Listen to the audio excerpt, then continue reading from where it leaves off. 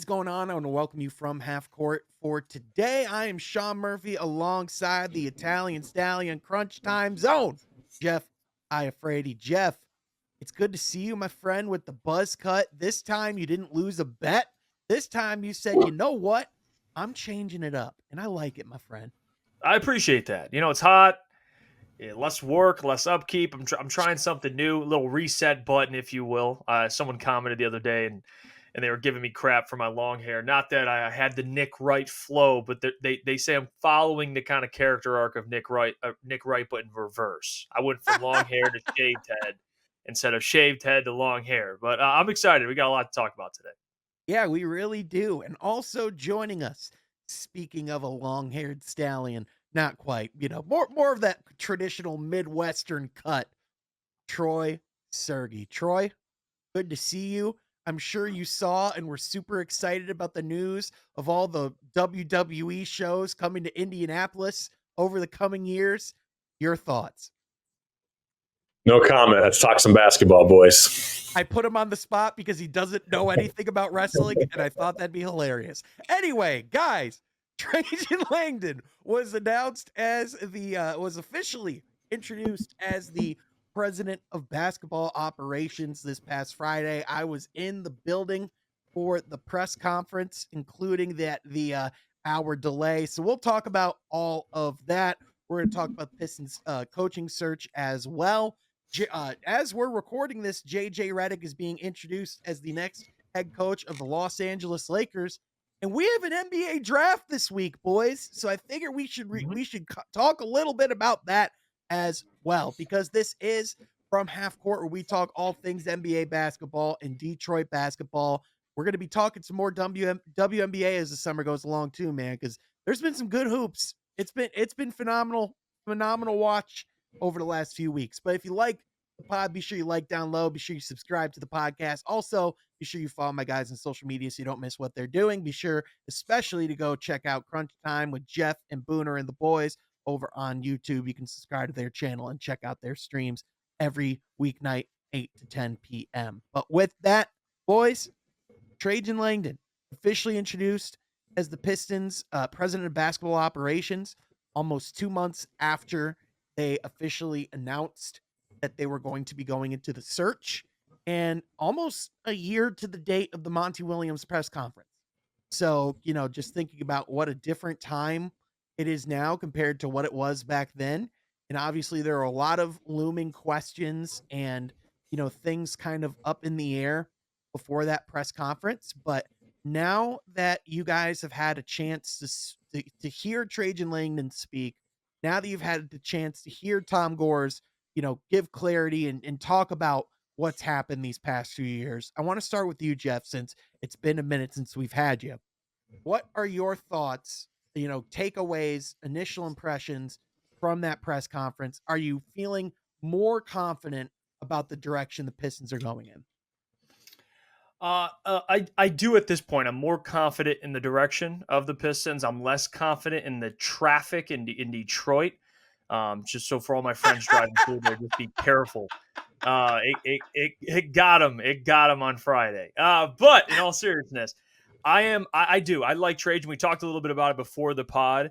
I think what Trajan brings is what the Pistons do need. Not just in terms of what he can do basketball wise, but just in terms of being a leader for this organization. They desperately need it. And I think that the head coach hire is what I'm very excited for. I know they've interviewing a couple guys. That's probably the big next step for him. But in terms of the presser, I thought he handled himself very well. You could tell he's very sharp, very, very smart guy. Tom's introductory, his monologue at the beginning was, a little tough to get through, but I get what he was trying to do. Within the long message, I was trying to make sense of some of what he was saying, and to his point about the organization needing a leader. I thought he was spot on. So Trajan Langdon, I like him, and I like him even more. Obviously, moves need to justify that, but as we get closer to the season, as the offseason plays out, that'll take care of itself. But I do. I'm a big fan of what Trajan Langdon can do for the Pistons. Yeah, 100%. At least Tom Gores admitted at the beginning, he was like, my daughter told me, write down a list, write your thoughts down on a piece of paper. And He only made it about halfway through that list, and then he went back to being Tom Gores. But it was definitely learned a lot from that press conference. I feel like Troy, I gave you the homework of watching that over the weekend. It was funny. You sent me a screenshot of me sitting in the audience. You're like Sean Murphy, and I was like, "Yep, that's Troy." But after sitting down watching that yourself, what are your takeaways? What are your first impressions? What do you think of Trajan Langdon, both as a basketball mind and a president of basketball ops? Yeah, certainly Trajan Langdon means business, and I like that. I think he has a great knowledge of the game. I think when he even talked about too, he said, "Hey, listen, I believe that I bring something to the table that this organization has needed for a long time." And for me, listening to that as a fan, I was like, "Wow." He's done his homework of what this organization has gone through, the different people in his shoes over the years, different coaches, different players, etc. And I think even Tom Gores himself, just knowing that this is the next stage of our franchise is Trajan Langdon. This is the guy that we need to give the helm to. So I was certainly impressed by that, but just his demeanor too. I mean, you listen to the guy talk, and I mean, he means business. He is very to the point. He doesn't beat around the bush. And for me, as a Pistons fan, I mean, that's what we need. We need a guy who's able to get after it, make some gutsy moves, maybe even too risky moves. So I think he's just a guy that has a lot of knowledge for the game. And one other thing too, he said that I just loved. He said, "I haven't seen these many banners since I was in San Antonio." So he understands the culture. And I think that's very big for someone coming into his shoes, is understanding what Detroit basketball is all about, what the Detroit Pistons franchise historically has been all about, and trying to restore that back into flourishing. So yeah, Sean, I really like the guy, and I'm looking forward to his tenure as president of basketball operations.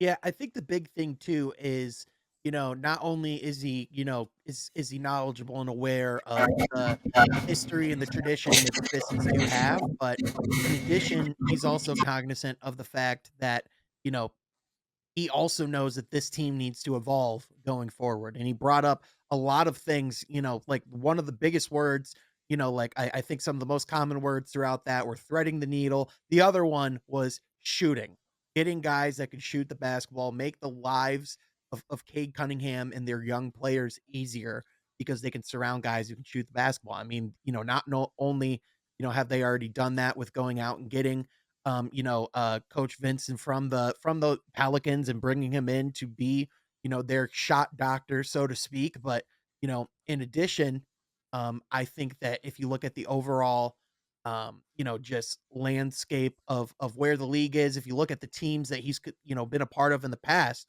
it's been a lot of guys who can shoot the basketball, but also guys who can bring that on the other side of the ball as well. So I think when you look at building a roster around Cade Cunningham and what that entails, I think he has a really clear vision of what that looks like. I want to mention too the points he kept bringing up about a winning culture.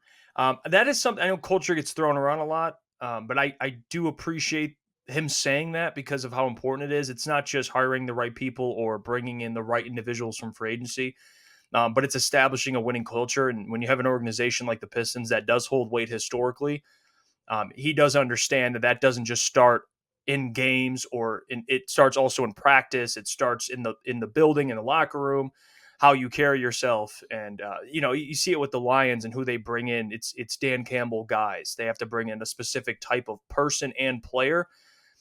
That's something I do hope, and I think that will happen with Trajan Langdon. Like, he's going to have to identify not just talented people, but the right people and the right coaches and the right head coach that can turn this thing around. So the winning culture, he kept hitting on that, and people were asking, I forgot who it was, and I want to make sure you probably remember more specifically, but who someone brought up asking Trajan, when should the timeline back to the playoffs? It might have been Corey. I'm not Yeah, sure. he was. Yes. Yeah, Corey asked the specific question was when do you want to get the Pistons back to to the playoffs? When do you want to see the Pistons back like to their championship caliber? He said, well, we can't be talking about championships for a while because we have to get back to the playoffs first. And he said we're not going to rush that. We want to compete. We want to get there as quickly as possible, but we can't skip any steps. And I think that That was the honesty is major. important. Yeah. Yep, that was the major takeaway to me from this whole thing was, we've talked about how this team's gonna have to make some difficult decisions about, what they're gonna do going forward. And while that still is true, one thing that he was adamant about after the presser, in like the media scrums, one thing he outright said is he wants to see if Jaden Ivey and Cade Cunningham can fit together in the long term. And I think he, just from the way that he described, like where this team needs to grow, I think he identified the fact that he doesn't have a lot of players, like that could both shoot the basketball or have that high basketball IQ and cut down on those turnovers. And I think he, as he mentioned, he wants to see if you improve in those areas, what does that look like around, Cade and Jaden Ivey? What does it look like if you get a coach who's invested on the player development side, which, that other aspect as well of talking about the need for this team to have a fresh start, even though it seemed like the timing of it all was odd. As James Edwards brought up earlier today, just about every candidate the Pistons would have been interested in about a month ago, other than JJ Redick, is on the market.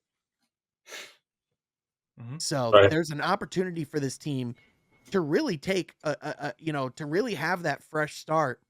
And, if they do it right, it kind of hit the ground running this year, in my opinion.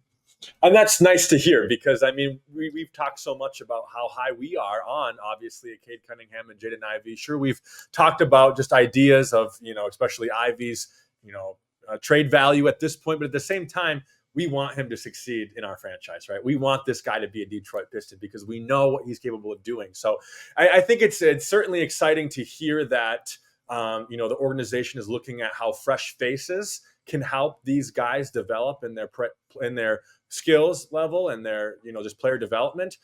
So yeah, I think that's really I think comforting to hear that. Hey, yes, last year didn't go well. Yeah, the year before that didn't go well. But in house we still have talent. In house we still have guys who haven't hit their full potential yet, and new faces and fresh faces just might be what we need to make that happen. Yeah. Yeah, and it's hard. At the same time, you listen to him talk, and one thing I can say that I do feel bad for him in a way that it's just unfortunate. You get that press conference, and he's not fully dived into the roster yet, and he's getting a lot of questions regarding the roster. But he did say, although they only play the Pistons twice a year, that he does have faith in Cade Cunningham, which I know has been a ridiculous conversation over the last couple of weeks for whatever reason. But to your point, Sean, there with Jaden Ivey, probably was my biggest question going into the presser. But not just that, but my biggest question for this regime now with Trajan is just, does he foresee them being able to play together? And what does it look like at both of their peaks individually, and can they coincide and play together? So you nailed that. That's probably the biggest storyline to me. I think out of all the what the roster needs and a head coach, I think in terms of on the court, if Ivy and Cade can find a way to play together, you don't have to go out and get anybody. You already have two guys that are here currently, because at least Ivy has been brought up in a lot of trade conversations Yep. potentially. Yeah. And I think the big thing about having someone like Trajan Langdon at the helm is it's someone that, Tom Gores can trust and rely to do his job in every aspect of the job. I mean, Hmm. I was listening actually earlier to our guy Kool-Aid, talk about, this press conference, some of his takeaways. He brought up a really good point. It's been since Joe Dumars, since the Pistons have had a more traditional front office structure. They've had certain guys that have filled some of those positions, but I mean, when you think about it, Stan Van Gundy, he was president slash coach, not Right. not traditional by any means. The last few years, Troy Weaver was a general manager, but you had Ed Stefanski as an advisor. You had Arn Tellem more vocal and involved in the front office, and that's how you get some of that division with that lack of clarity, right? So now that you have someone who who definitively has the final answer, someone who can have that overarching, vision, because I think it was pretty insightful too as to why they moved on. Like, I think Tom Gores was pretty honest about some of those things as well. He even said outright, like, Troy Weaver was a great talent evaluator, great with the basketball, but he self-admittedly had short areas. And I think we all saw what those were as time went on. So I think the fact that they have that clarity, and they talked a lot about threading the needle. Trajan Langdon is he's just extremely versatile in his skill set and in his knowledge, and I think I think that's where that confidence really comes from. And talking to people afterwards, they're really confident in Trajan Langdon. Like that is not just a face. Like they've been blown away by how sharp he is so far. I love his overseas background. I'll say it again. It's going to mean a lot this Wednesday come the NBA draft. I mean, you have a lot of European players, and we've talked about on this podcast as well, just where the NBA is heading. A guy with that type of resume as a player, and his familiarity with what goes on overseas in certain programs and teams and organizations. Like, I think there's a lot of things, at least on paper, he brings. Now, these next couple days, they don't need a coach, but for Trajan Langdon, I think it's going to be a big. Besides firing Troy Weaver and firing Monty, he's already won a lot of Pistons fans over. But Wednesday night, whether they stay put or trade up, trade back, which a part of me, we can get into this later, but a part of me thinks he will trade back. That's something I, at least from just way too early, it's something that I kind of predict. But Wednesday is going to be a big night for Trajan. I mean, to me, it stood out like very prominently stood out when talking about the draft. One of the first things Trajan said is, like he was adamant, like for one, that they're going to make a pick, that they are going to make a selection. Mm-hmm. The one thing he did say though is whether that's later in the draft or at number 5. So, to that point, that Jeff said, Troy, I mean, he's setting it up for all intents and purposes that, not only could this team be looking to, like trade back in the draft, but he also brought up how he's looking to acquire assets by absorbing contracts and using that salary cap to do so. And as I've been ringing the alarm bell for like a year now, the Pistons could actually get some decent players out of this because of the tax aprons that are about to be taking place. Yeah, there's certainly a lot there to look at, but I certainly think that we're going to understand what kind of GM we really have, or at least president of basketball operations that we have on Wednesday night with, what pick he has at 5 or moving back. But I think, Sean, too, looking at this franchise for the past 14 years now, I mean, we've pretty much almost every draft except I think 2013 where we only had a second round pick because we traded, and then 2018 after we gave our pick to the Clippers. We've been picking from 5 to 9 every single draft, and we haven't really had a lot to show forth besides in that 5 to 9 slot. Besides, really, is Jaden Ivey and Andre Drummond our best players that we've drafted in 14 years in those slots. So I think as a fan perspective, if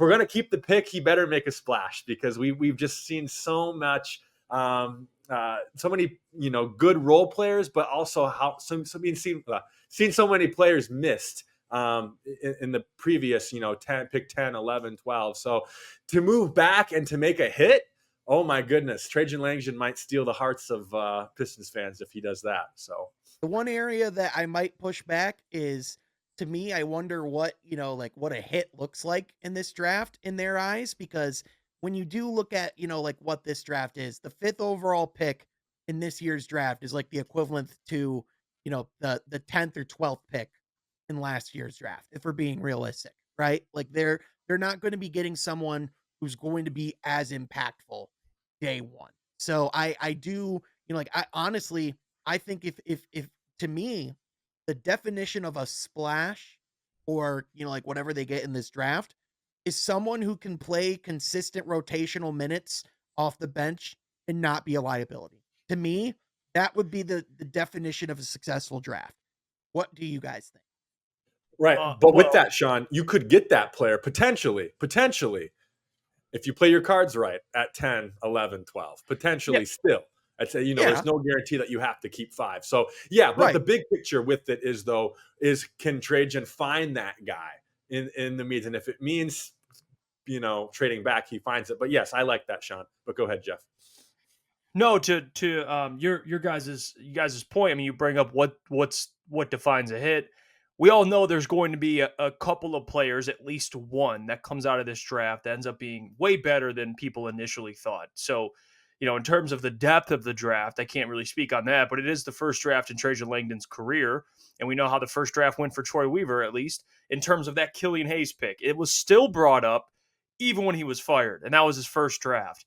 Even though he hit on Cade Cunningham and he drafted Jaden Ivey, which we all like the player, and there's other things, but people still bring up that first draft. That's why I mentioned that this first one, not that he has to be Tyrese Halliburton. It would be nice if you drafted that caliber of player, but it can't be a Killian Hayes, which, not on the roster in the next couple of years. So that's why I think it is important. If you could just find, to Sean's point, someone that can come in and contribute, whether it's playing 20 minutes a night off the bench, or maybe he works his way into the rotation eventually and starts. I mean, if you're picking at 5, you should have high hopes for that guy to eventually start. Maybe not be your best player, second best player, but be a damn good role player, which I think they can get in this draft. I don't think, maybe not a Giannis, we'll see, but at least a really good role player. There's going to be a handful of guys within that 8 to 15 range. Yep. And it's interesting because when you look at, where who could potentially end up at the, at that number 5 scenario.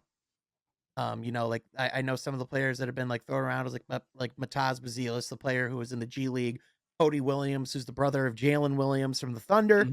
Mm-hmm. There's a lot of different potential options, and I think players who could come in and potentially play a role. But it is interesting, and we could always look back at this draft and go, well, how didn't you see that this guy was a clear star? But just where this current draft is right now, it'll be interesting to see what level of talent they can actually get going into that. But, kind of speaking on the other point with free agency and kind of how Trajan Langdon discussed using cap space, Jeff, I want to kind of know, do you think that's the right move? I know Pistons fans have been saying this is something we should have been doing years ago.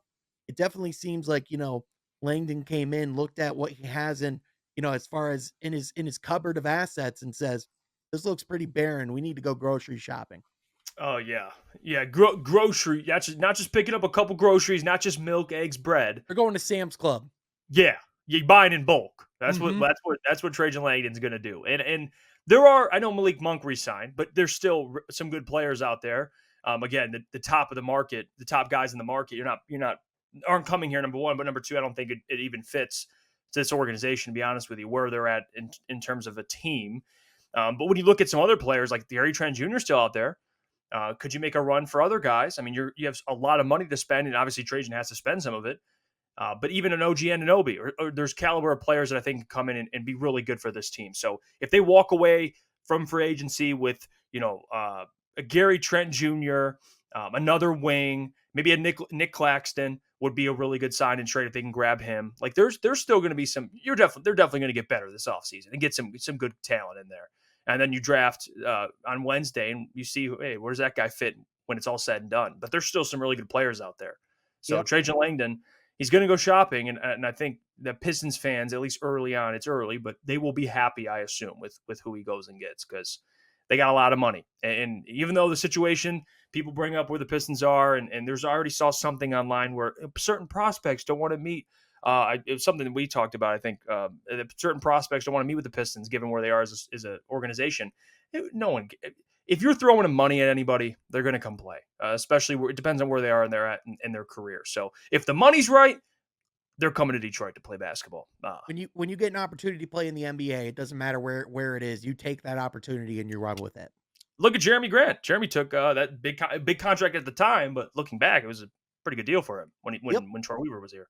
You really, in my opinion, grocery shopping in bulk is kind of your only option right now, right? I mean, because you want to find talent and guys that complement your already younger stars that are in house. So yeah, I'm all with it, Jeff.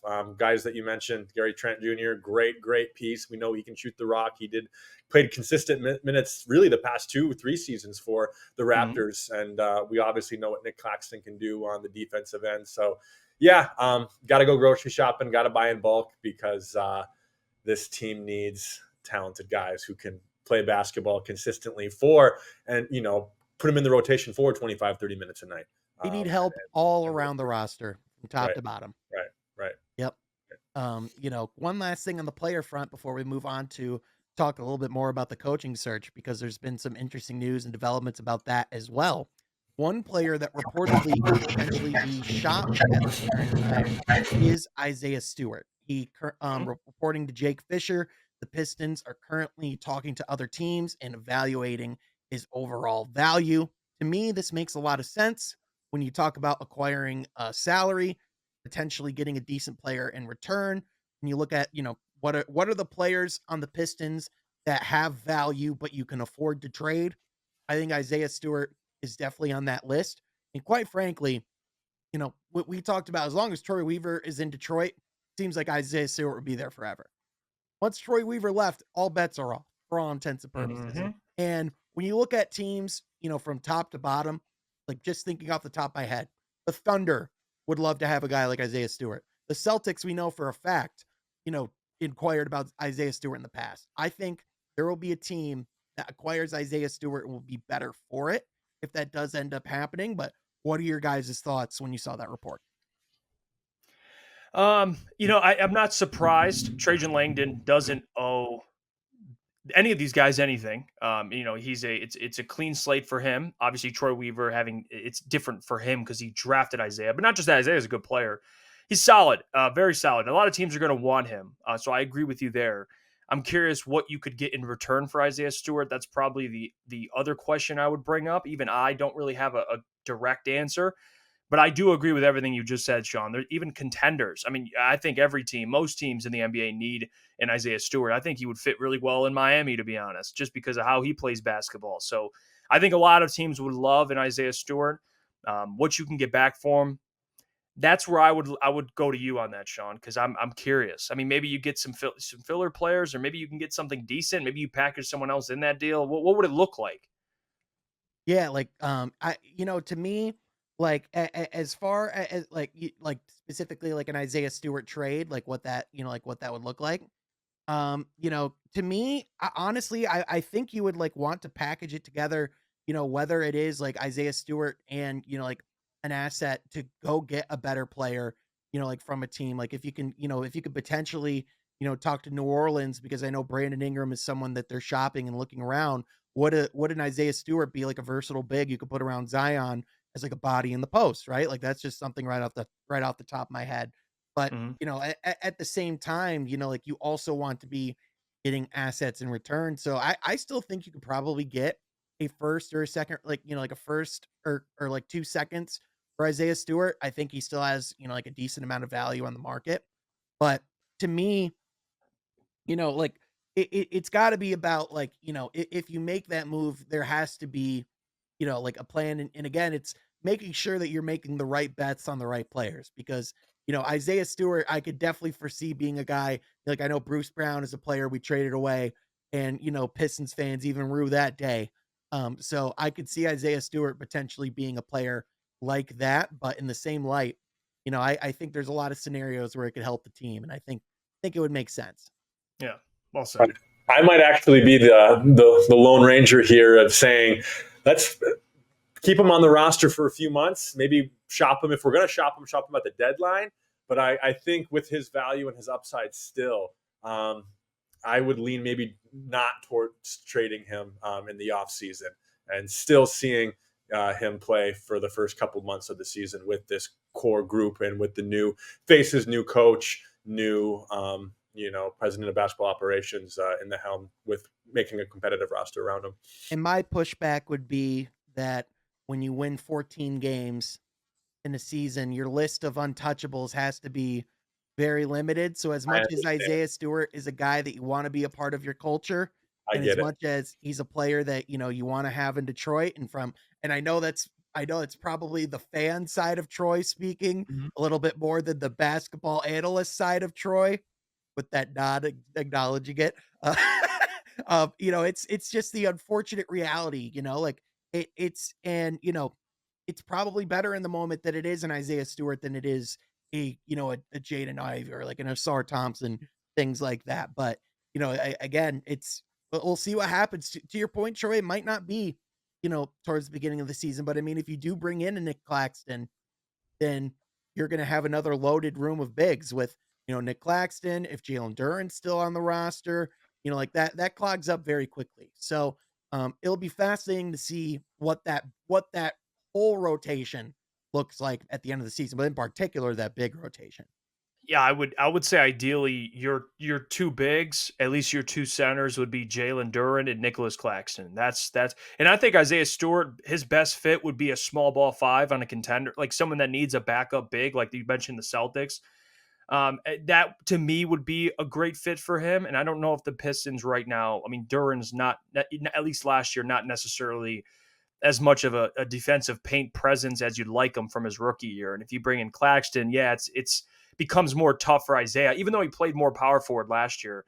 I just think his best would be a small ball five, Yeah, playing small ball five, probably as a backup. But yeah. but you're really your seventh man, a good contributor. He is someone that if you do believe in the 3-point shooting in the long term, I do think he's someone that would be worth considering in the sense of you look at one of the things that made the Celtics so dangerous, it was their 5-out look. And I Mhm. think just about every team that's going to be a contender, or I think just about every team in the league is going to have some form of 5-out look over the next few years. I think if you are Detroit, and you do bring in a Nick Claxton, and just how much Trajan Langdon talked about the importance of shooting. I don't know if he's going to want lineups where only 4 or 3 of the 5 guys can shoot. Like, I think he is going to want to have that type of versatility. And at the very least, that is an option for the coach to be able to turn to. So that could be the one aspect of, I don't know if this is the locked, signed, sealed, delivered Isaiah Stewart's out of Detroit, because that is at the very least an aspect that he does bring. Just because you're window shopping doesn't mean you need to buy, or just because you're trying Exactly. to sell something doesn't mean you're going to sell it. Just because you You go know? down and see the Pawn Stars doesn't mean you got to shake their hand. Yeah, You know what I mean? yeah, just getting a price. Yeah. Speaking of the shooting, I do want to bring up too. I think Fred Vincent is going to be amazing for this roster. And there's Asar Thompson comes to mind immediately. Jaden Ivey, for all the guys that do need 3-point development. I think he's gonna. I love that he was brought in before the head coach was even hired. It's like this Mhm. guy's on your staff, okay, and you're gonna accept it. And every head coach would love it because he's one of the best shooting coaches in the entire NBA. So it was a great hire. Just wanted to Well, mention that before I forgot. well, and how much does it say about Trajan Langdon, by the way, that he had 3 guys from the Pelicans that he asked to come with him, and all 3 of them did it almost without hesitation. Fred Vincent, That yeah, reputation is key. Yep. but like Fred Vincent being a part of the Pelicans for 14 years. This isn't like Mm. this like he was just like he was brought there when Monty Williams was coaching in New Orleans. A while ago. Yeah. So he's been there for a minute. So yeah, I think he's going to be a tremendous resource and an asset for this team. And the amount of people that are confident in Trajan Langdon, both in and outside of Detroit, is an encouraging sign. And another thing that's going to be on his plate, on top of free agency, on top of the draft, is something that we've alluded to a little bit: head coaching search. And Mhm. today, as we're recording, there was a pretty major development in that said search, because the one of the major dominoes in the coaching market, well, 2 of them now have really fallen, with the Lakers last week hiring JJ Redick, and now the Cavaliers, according to Adrian Wojnarowski, agreeing with on a deal to make Kenny Atkinson the next head coach of the Cleveland Cavaliers.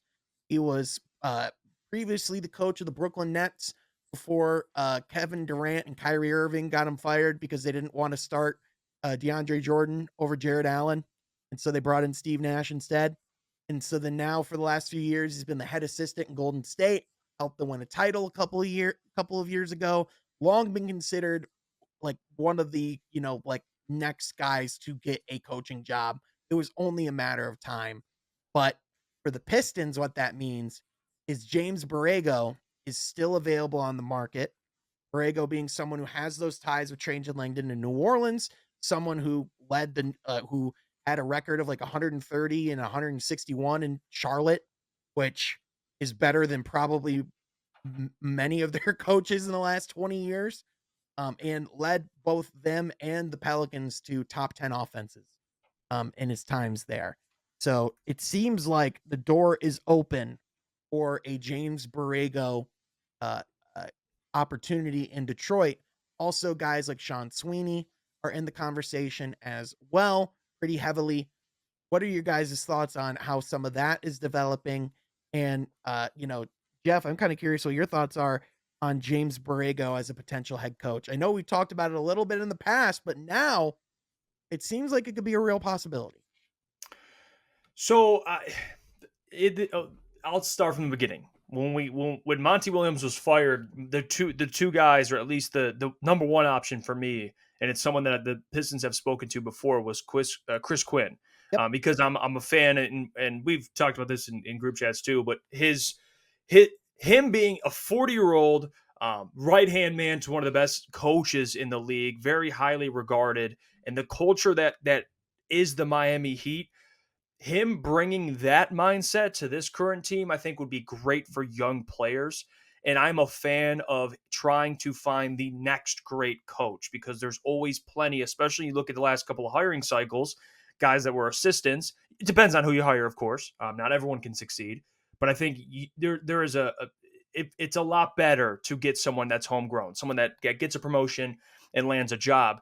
It does scare me, and I will just admit this openly, as you know, we've been covering the Pistons for years now. Getting a coach that has been fired already, and I want to mention this too, based on what you said in the past, and you've made it very clear, kind of given more context to James Borrego. And the more I looked into it, you were spot on with what he did offensively, and I can't deny how bad the Pistons need an offensive coach, someone that can bring the best out of Cade and Jaden Ivey. So I am a fan of James Borrego in that sense, his ability to draw up offensive schemes and plays, and again, make these guys great, because that's what they need, not just defensively, but offensively. Love his background. Anyone from the San Antonio Spurs, him being under Pop, I love that mentality. But the other thing is, man, I'm still interested on who they interview. To be honest with you, I think James Borrego would be a fine option. I wouldn't be jumping up and down like the Pistons just landed the best head coach on the market, but Right. I would be okay with it. I think it's a good coach to bring in for a young team. So I'm more in the middle, but based on what you've already brought up before, offensively, I think it is a great fit for the Yeah. Pistons. And I understand the hesitation from fans about, him being previously from the Hornets. And it's like, oh, well, he was fired in Charlotte. What's going on? But I think if you look at the Hornets situation in the context of when he was fired, they had lost 2 years in a row in the play-in tournament by 30 plus points. I think he was really scapegoated by the front office for, kind of their poor decision making. If you look at who runs the bus over there, it's one of the Bus brothers from the previously of the Lakers, was of the Lakers general manager, and like Jeannie Buss's brother. He's the one that runs the Hornets, and to put it bluntly, does not put together great basketball rosters. And then they brought in Steve Clifford afterwards, and then they've fallen apart ever since. But Troy, what are your thoughts on the list of coaches that are available? And would you prefer a more offensive minded coach like a James Borrego? Do you want someone like Sweeney who is rooted in defense? What are your personal preferences? Yeah, for me, I do lean towards Sweeney myself. I just think with being under Jason Kidd and seeing just a lot of the X's and O's, and of course defensive end, that the Mavericks were able to improve upon and to take such big leaps this past season of making it to the finals, I think is really kind of that you tasted that winning culture, and I think bringing that to our team, I think would be very valuable. But to Jeff's point, Jaden Ivey and Cade Cunningham, with those two guys, and knowing what they're capable of doing on the offensive end, but knowing even too in Monty's system how especially Ivey wasn't able to excel. I think the point that we would have liked to have seen, but also the point that we know that he's capable of doing. So yeah, I guess I'm not. Even with Sweeney, I'm not, celebrating and throwing a party like we won the NBA Finals. I don't think any of these guys that are still available, any of us are gonna be throwing parties over it. But I do, at the end of the day, lean towards Sweeney myself, just because of that winning culture that he was able to taste just a few short weeks ago. Yeah, no, for sure. I honestly, it is going to be fascinating how it goes down. I think for me, why Borrego, kind of, I think he's both probably the safest hire of the remaining candidates, because he's shown, that baseline ability of performance in his past with the head coaching job. But to me too, when you talk about how could you maximize Jaden Ivey and Cade Cunningham, having that offensive expertise and someone who could draw up more creative packages and different things for these guys, utilize them in different ways, because like Troy, as you brought up, it's the lack of utilization of of Jaden Ivey, it wasn't just, schematically, it was just the fact that he hardly played to the level that he should have either. They didn't stutter those guys' minutes. There wasn't enough time of Jaden Ivey having the ball in his hands. So, I think, if you have someone who's well versed on that side of the ball, and, I think that's why JJ Redick was such a, interesting candidate as well, is, someone who understands, the importance of getting shooters good looks, getting them open, and how to like ease the life of your ball, of like the guy who has the ball in his hands. To me, that would be something that would make James Borrego a really interesting option in Detroit. But no matter what, I think what will make whoever they bring in better than Monty from day one is that it's going to be someone where it's either their first opportunity or one of their first opportunities. They're younger and they're hungry for this type of opportunity. They're going to be player development minded, but on top of that, they're going to be putting everything they have into it because they know they want to be there, because that's like their first or really second shot. And that was the big, and I've mentioned this before, and I think this head coach hire is a big first step for him in terms of hiring anybody, Mhm. getting this head coach right. But there's also been, I've heard this before too. Is this head coach going to be like the Mark Jackson for the Golden State Warriors, where he gets them to a certain point and then you bring in a more accomplished, someone that's ready to take them over the top? Or you think this hire should be that guy to eventually get this team to where we all hope they can get to? Where are you at with that? Because I heard you say he's a safe hire. Does that scare you in a way?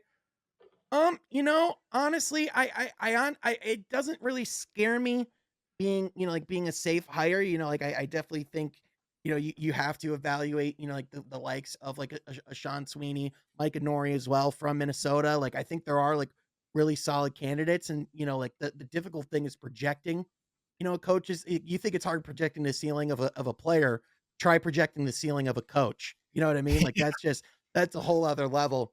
I think when, like when you look at what the Pistons should be looking for in this head coaching hire, I think another thing to be realistic about as well is, you know, Trajan Langdon said, we can't be thinking about championships, like about expectations in that realm. I don't think you could really be thinking about that in the coaching hire either. Like, I don't know if you're going out on the market and getting someone that's going to be your championship level coach. Like, I think James Borrego could even be almost like a Mark Jackson or even like a Jason Kidd in Milwaukee, where he helps Cade and Jay Nivey and the likes of those players take those next steps, get to the play in or to the playoffs. And like, honestly, like that might not sound like a high bar, but for the Pistons, that Yeah. should be the expectation. That should be the desire in the direction to go. And if you could at the very least almost guarantee that, I would argue that's a successful hire. I would agree with that. Playoffs would be, I mean, my gosh. And it's great. I mean, you look back at the Pistons and who they've hired. I mean, we could just start with Dwayne because Mhm. at least more recently, but Dwayne, coach of the year. And he was honestly the bright spot looking back, at least from what they had. And Monty Williams, Got to coach of meet the him, by year. the way, on Friday. Great, very nice Yeah. man. Yeah, Mhm. that's awesome. Yeah, great guy. It's just why, I mean, even the coaches you think are going to pan out just depends. I mean, who's running the organization? What's the roster look like? There's a lot that goes into it. Like, I love JJ. I think he's one of the smartest individuals in this sport. Mhm. Will he work out? I think for what he's done in the game of basketball and how he talks about the game of basketball, I'm like, yeah, he'd be a great coach. But as an organization, like, who knows? How do you Mhm. project coaches? It's a great point. I mean, it's Yeah. near impossible. Yeah, it's one thing to talk. It's one thing to talk scheme with LeBron drinking a bottle of wine, in a really well lit production studio.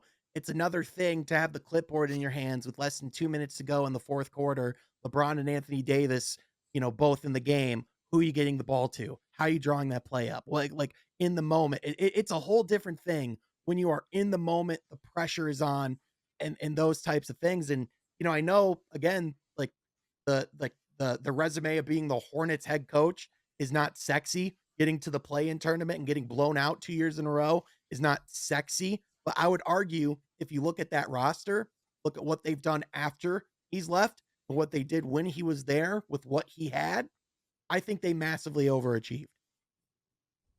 And I think coaching probably had a decent part to do with it. Hmm.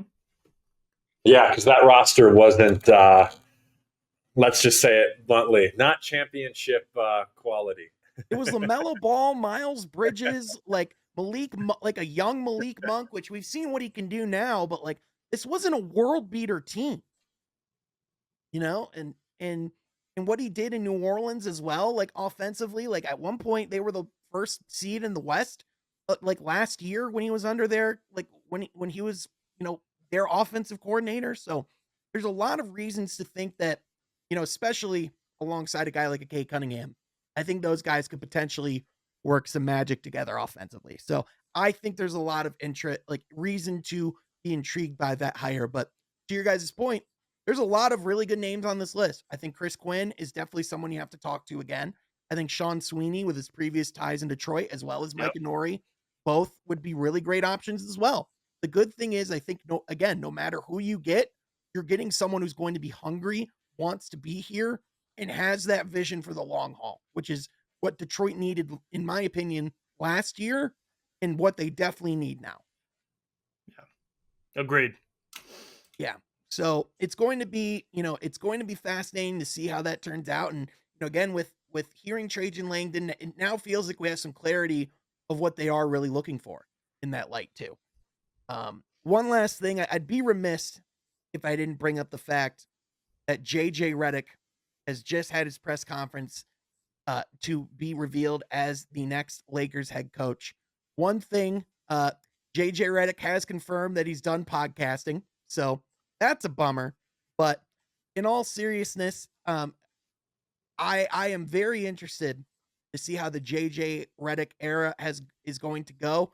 It's already dominating headlines and has been, you know, kind of a media circus, and it hasn't even started yet. But I think there's a lot of reason to be optimistic in the potential that JJ Redick has as a coach. If you've listened to him talk, even just in commentary, the dude has a way of communicating about the game that not a lot of people can do. And you know, I know this for a fact too, Troy. As a player, he's a guy that had a heck of a lot of attitude too. So I don't think he's going to be afraid to bring fire and you know, have those tough conversations with players either. What do you think, Troy, about Yeah, JJ well, Redick as the I coach of the Lakers? certainly, you know, we're talking about Pistons and we're talking about safe options. I'm not sure if this is necessarily a safe option. I think you're certainly, with first time coaching anything, let alone head coach in the NBA. You're certainly at the casino with this one. You're doing some gambling. But to your point, I mean, you know, we know his basketball mind, mostly from the podcast and, you know, just with doing TV stuff over the past couple of years. I think we've really got to explore really the mind of JJ Redick, of how he sees the game. So I think that's going to be going well. But Sean, something we brought up last week and even the week before that, when push comes to shove, what is LeBron James and Anthony Davis going to feel emotionally when they're hearing this guy draw up plays for both of them?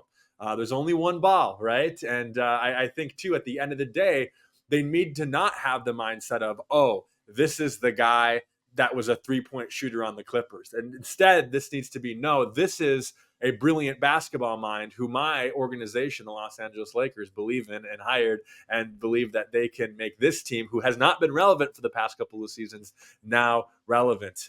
So, yeah, I certainly think it's going to be interesting, but safe would not be the word that I would use to describe this hire whatsoever.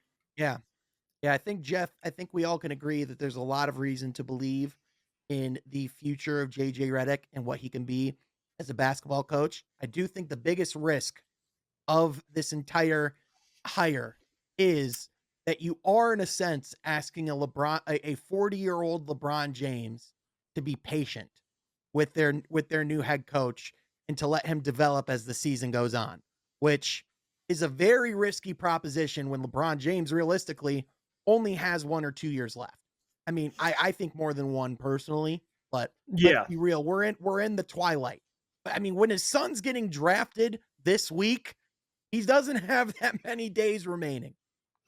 No, and the point on JJ, even though he has no prior NBA college level coaching experience or any experience working in the NBA besides being a player for over a decade, Now, the only comp I can think of, and it's just different. It could go Steve Nash. Obviously, there's that route too. But I do have more faith in JJ. Or it could go not in terms of the championships and the success, but in terms of being a competent head coach, Steve Kerr. And Steve Kerr worked as an executive though, but he was an executive for like a decade. Obviously, JJ has not been an executive, has not worked in the NBA. But Steve Yep. Kerr went right into coaching. He was abroad. He was on TV. He was broadcasting with the NBA, and then he was a fine head coach. Now he was given pretty good roster. Now you're looking back, but JJ's in a weird position because LA as an organization is just poorly run, and the Warriors under Steve Kerr, we've seen they've been a prestige organization now with Bob Yeah. Myers after he departed. I mean, they've built quite something in Golden State, which Well, the Lakers are kind of the opposite. You know, Yeah. Lakers are laughing stock. The ownership is bad. Their GMs is Rob Pelinka, which is a whole nother thing.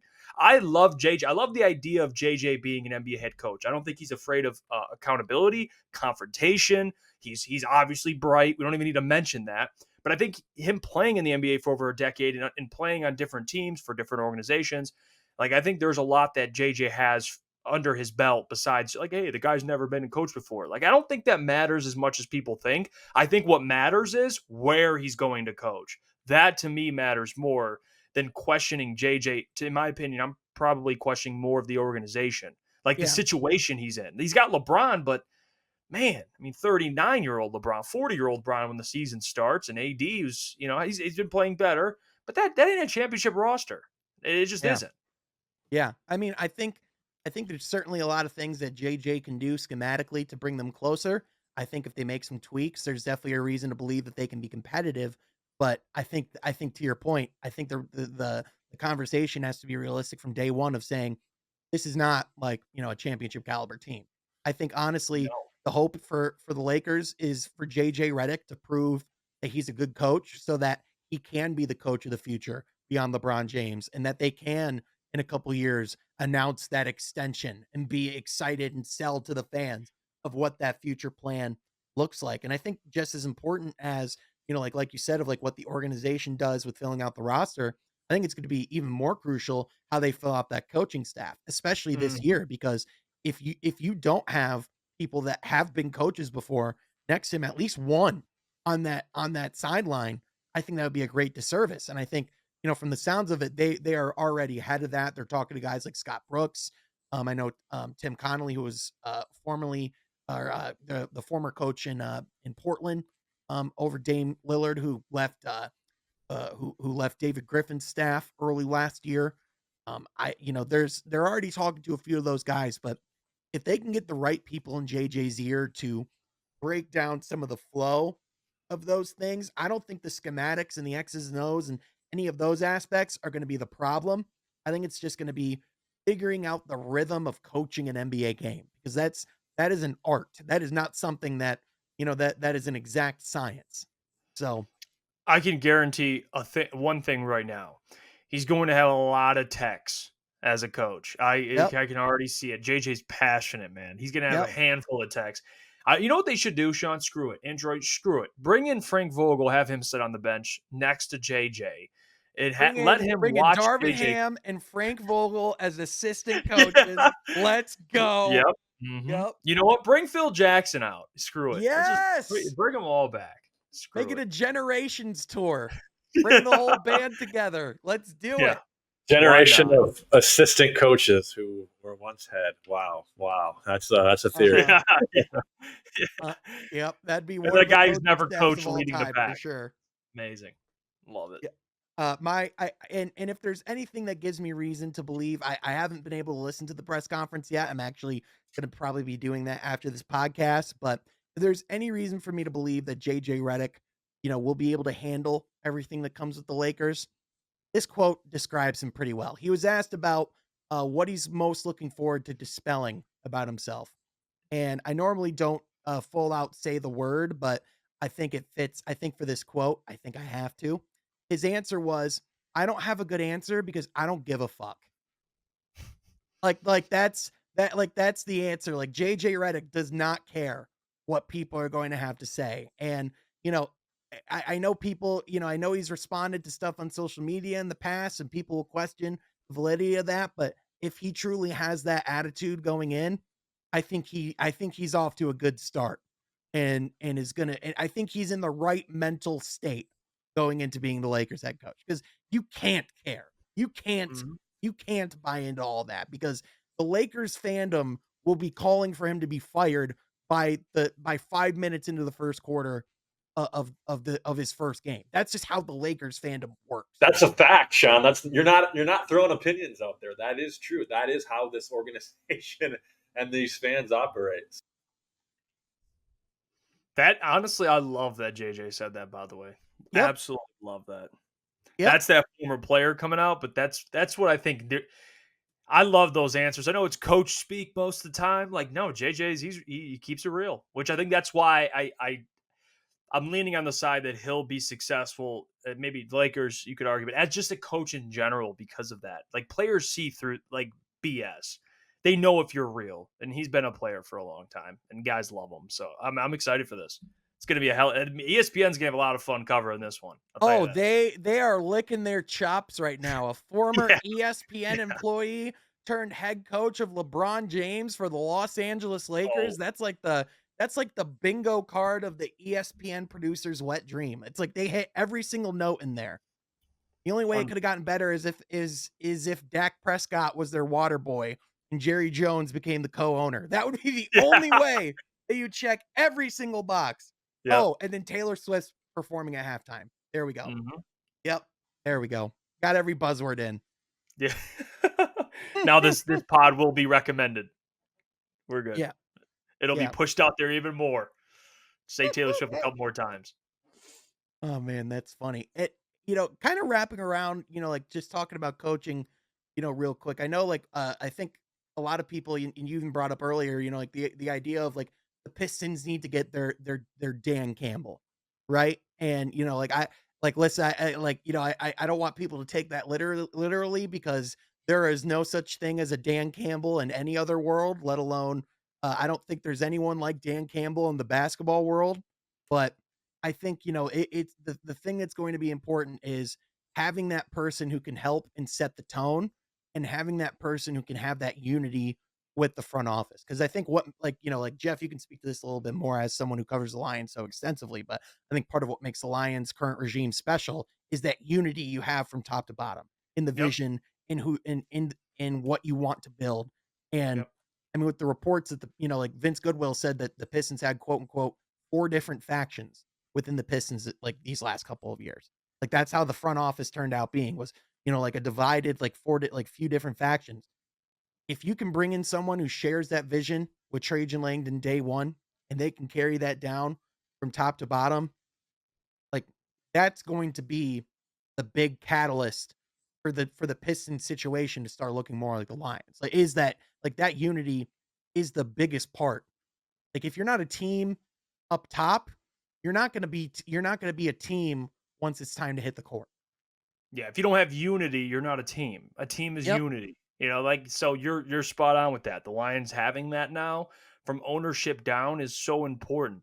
Doesn't mean Sheila stays out of the picture, but she'll get involved and she likes to attend stuff and check up on things when she has to. But she also trusts the people she hired and Dan Yep. Campbell and Brad Holmes, and those guys are best friends. They're at lockstep with everything. I mean, Brad runs things by Dan. Dan runs things by Brad. Like they're hip to hip all the time. So I think Yep. that's what this Pistons organization needs at moving forward is just one universal voice, but also many guys that are all kind of in lockstep Guys with that everything. echo that message and truly believe it. Yeah, absolutely. Yeah.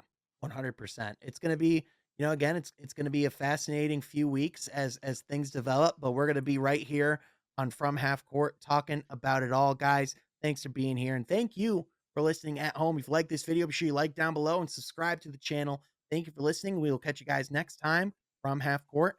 Be sure you're subscribed. Pistons better have a wing by the next time we record this. Oh, wings. They need the wings and the drums, dude. Yep. Mhm. Wings and drums.